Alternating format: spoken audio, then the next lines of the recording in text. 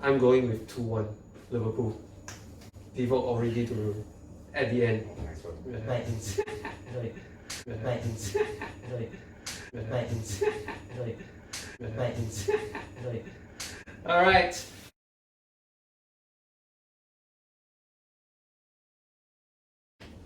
Hey everybody, and the Unbearables show is back. Today I'm joined by two new guests. On my right we have Morris, and on my left we have Khartik. All right, let's kick things off. Let's go with something a bit more new to the news. Okay, it's not too new. A couple of weeks back, Manchester City has been shockingly handed a 2-year ban from all UEFA competitions following severe breaches of FFP rules. It's all dated to actually what happened back in 2012 to 2016, in particular with regards to extrapolated or rather extremely inflated deals signed by several companies related to their owners. Implications of that could potentially mean that Liverpool could be awarded the 2013-2014 Premier League title if the English Premier League decides to take action. I'll kick off with Morris first. What are your thoughts towards what has happened to Manchester City? Okay, basically my thoughts for this whole situation is simple. Whatever Premier League decides is up to them.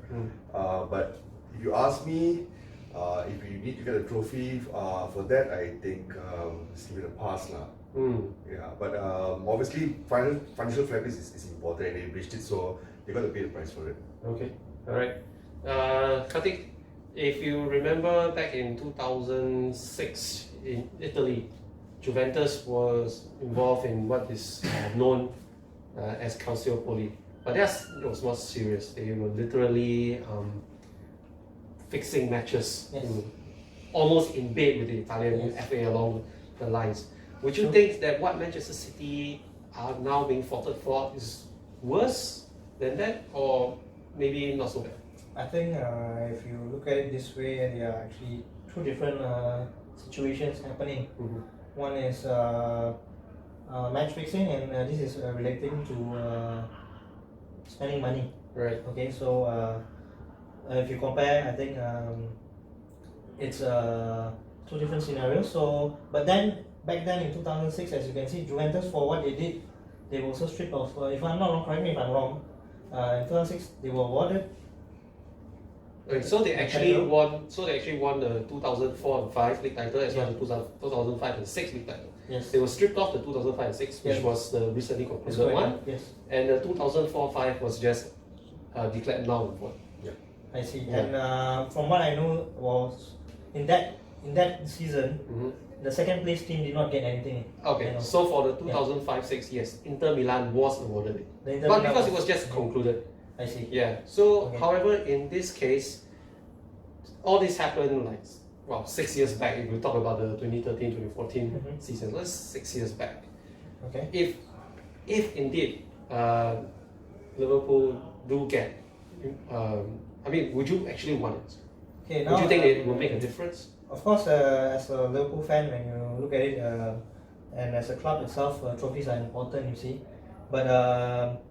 I think if you look back at the past, in that season itself, okay, let's not talk about purchasing a player. I think besides the current team that we have, back then in the 2013-2014, the squad was one of the best then. Suarez, younger Sterling, younger Coutinho. Yes, but if you look at that season itself, right, we actually had many opportunities to have the title, to win the title. And it was in our hands actually. And if you ask me now, I would probably, as a fan, even still, if you ask Steven Gerrard himself right now, I don't think as much as he would like to go back and maybe take that trophy, I don't think he will want it. Yeah. So I'll just leave it as it is. We just leave it as it is and move forward. Right. Yeah. Okay. So Morris as well, I'll probably ask you the same question that I've actually asked him, which is, do you think that Manchester City's I know it's spending money, unlike what Juventus did, but do you think it is still deemed as cheating? I think if there are guidelines being laid out for you, you have to follow. If you don't follow, it's actually breaching. So if you want to breach or go out of guidelines, then you have to pay the price for everything. I think it's quite straightforward. Okay. So they did do that, and so yeah, so now they're being penalized. Good for them, bad for them, I can't say much, but if you ask me, it doesn't affect me so much. We're enjoying the league as it is, so I'm just focused on that right now. Right. Yeah. Okay. An appeal has already been submitted to the Court of Arbitration for Sports, and we shall see how it goes from there. Alright? Okay, now let's get back to Liverpool stuff. Over the weekend, Liverpool beat West Ham United, continuing David Moyes' rather abysmal record at Anfield. Well, he just enjoys turning up and giving Liverpool 3 points. I'm so happy with that. Okay, what that also means is now Liverpool has equaled our own top flight record, and in fact, it is the whole English top flight record of 21 straight home wins, set by Shankly's squad in 1972. It also equals the 18 straight Premier League wins set by Manchester City just a couple of years back. So records are tumbling left and right, all over the place. I'll go with Khartik first. There's a lot of things to break.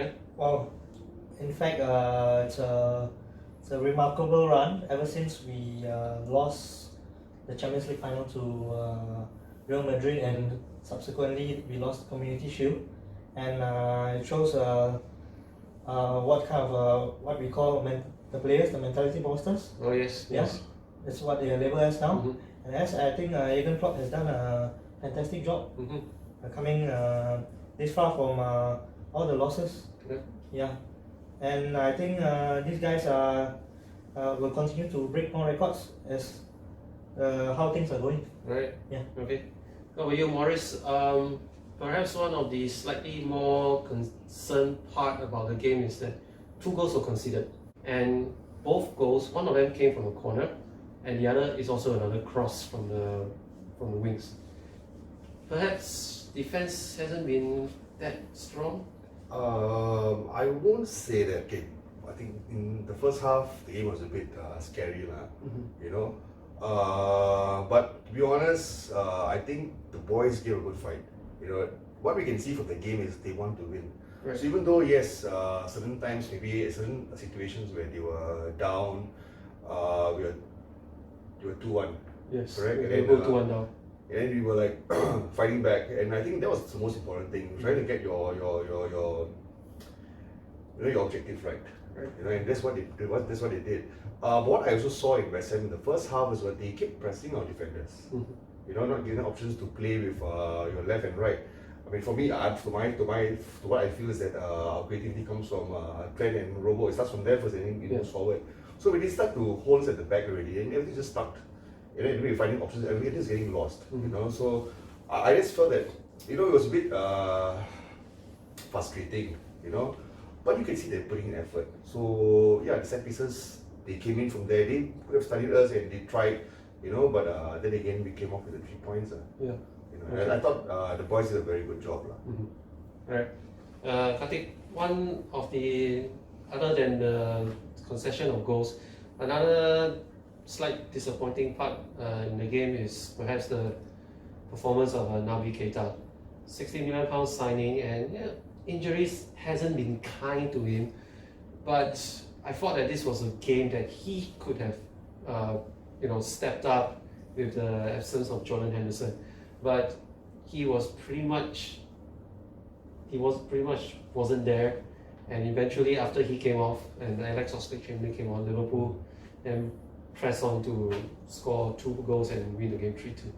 Were you disappointed? You're expecting a bit more from Keita over the next couple of weeks? Well, I mean, like you said, he actually came back. I know he's been going in and out of injury, you see, so the amount of time he has with the squad is quite limited, you see.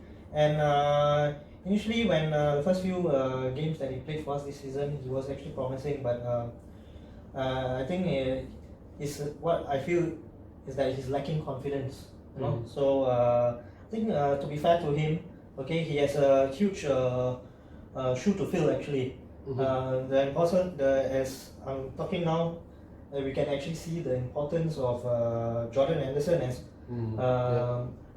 he is in the midfield role that we have. You know, he's one of the most underrated players that we currently have, and he's actually kind of you see, it's actually he has stepped up to being the captain. He has stepped up to wearing the captain's armband and proving that he's worthy of it. And of course, for Naby Keita to just come in and to fill that role, I think it's a huge task as well. So to me, I think he still needs to get more game time, and still a bit early to judge him. You know, and we'll see as the season go by how he will contribute. Alright. Yeah. Do you think that the inheritance of the number 8 probably added a lot of extra weight on their shoulder? Well, you know, there are some players who don't do well with that. Harry Kewell will be one good example. He came to Liverpool and took over Steve McManaman's number 7 and was, unfortunately, was pretty abysmal. Yeah. Okay. In that sense, I think when he first signed and he knew that he was going to take, he already, you know, the expectations that people have, you know, and to actually fill in and to compare him to Steven Gerrard, I think it's a bit unfair to him, because I personally feel that he isn't quite affected by it, and it's more towards of him having his injuries. So it's a form of self-confidence that he needs to build up, and more of and the trust with his teammates. Yeah, and I believe Jurgen Klopp is the right person that will actually groom him up and find his full potential. Okay. Yeah. All right.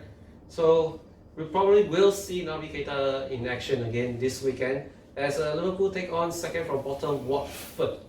Well, it's actually a good run of games for Liverpool. In fact, if you take in consideration last couple of weeks, and in fact even past the Watford game, Liverpool will play the 4 of the bottom 5 clubs in these next few weeks, all to before the Everton game. So good run of games. Watford, I know they're second from bottom. Nigel Pearson has come in. He's actually Watford's third manager this season already. No wins in their last 5 games. Yeah. I'm not going to say this game is in the bag, we're going to win good, because the last couple of weeks I've done that. We actually went on to just edge it by a single goal. So, what do you think? It could be a tough game. It could be, just being nice, it could be a tough game because they're at the bottom, they are trying to fight the way out. 5 games without a win, definitely they would try to find a win. The other pressure on them is if they could win against Liverpool. You know, like everyone wants to win against us right now, and they're the last few left. So if they can do it, it'll be something nice for them also. But if you ask me, I think again, our boys know what they need to do, so definitely I'm going to go for a win. Right. It's going to be a good scoreline. Do you expect no changes to the squad, or maybe perhaps Minamino to start? I mean, I personally would love to see Minamino start the Premier League game. I think everybody, all of us as fans, have come to this point where in a game you wonder why at a certain time this guy don't get subbed or whatever. But I think Klopp has certain game style. He puts the same fellas every single week, and he knows what he wants. Unless someone's injured, then they're being out. But other than that, I don't think if they're going to be given a chance, maybe on the bench. But to start, I think it's going to be the full squad. Right. Yeah. Okay. Well, when you Khartik, same squad as the team that aged against West Ham? Actually, well, you actually mentioned what I was thinking about, okay? And when you mentioned Watford and the game is coming, I feel that Klopp should actually rotate, Right. you know? Rotate the game like Morris said. And personally, Minamino comes to my mind. I would definitely love to see him start, Right. because he hasn't had much opportunities yet, but I also, like what Morris says, I trust what Klopp is doing. But personally, I would like to see a bit of change. You know, maybe this would be an opportunity for Klopp to prepare ahead for the tougher games coming about, to maybe rotate the squad a bit and see if he can deploy different tactics. Right. You know, have a mixture of Chamberlain, Minamino, and perhaps Milner instead. Yeah. Okay. I would like to take your predictions for the game. I'll say about 3 goals 3-0? for Liverpool. 3-0? Yeah, 3-0. 3-0. What about you, Morris? Same. Same, 3-0, 3-0. Okay. Despite how close games have been against the teams in the bottom 5, these two gentlemen decide to go for 3-0. Okay, we talk about rotation, and guess what? Liverpool is actually going to play again next midweek, and rather surprisingly, it's actually the FA Cup. Somehow the English FA has decided that the FA Cup will be played in the midweek. So it is an away trip to Chelsea, to Stamford Bridge against Frank Lampard's side. Now Frank Lampard's side has actually been teetering a little bit. They are barely clinging on to 4th and just got beat 3-0 at home to Bayern Munich. So let's go with Morris first again. Yep. We talk about rotation. Chances are it's going to be second stringers again with Adrian, probably Lovren, Minamino, Yes. Lallana and company, and Curtis Jones. Perhaps you want to see a bit more of Curtis Jones. The kid has done well. He's playing extremely well. I personally feel it would be the second stringers. The second team will come in. But then again, there are a lot of fans outside there who actually expect the first team to come in because they want to travel also. You know, so it's mixed feelings for both. Leave it to him, but I got the feeling it's going to be the second stringers. You got to give him some chance also. Right. Exposure. That's when he can come in to the first team also. Yeah. Oh, you Khartik, yeah, not just Curtis Jones has been. I think the fullback Yazzer Larouci. Yeah. I mean, we go half and half, I think so. Maybe. Yeah. half and half. It's probably from what you can see from the previous FA Cup games. Okay, don't count the last 2 FA Cup games. Alright. Okay, the fixtures because we were in a situation where we had Oh, to play the Shrewsbury replay. Yeah.